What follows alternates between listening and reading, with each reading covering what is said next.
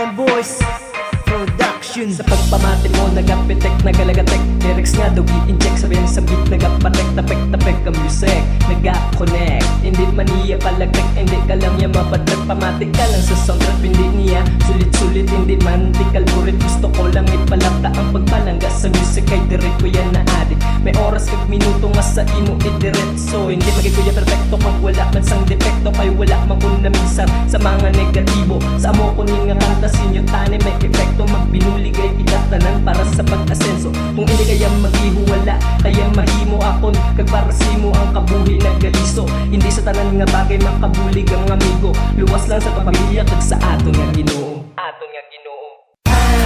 Kabuhi hindi tama pa kan may araw sa babaw isa araw sa indalo. Kabuhi hindi tama pa kan may araw sa babaw isa araw sa indalo. Kabuhi hindi tama pa kan may araw sa babaw isa araw sa indalo. Sa akon nga kabuhi, nahiligid sa music. Sa amon balay, pero may mapalagpikan.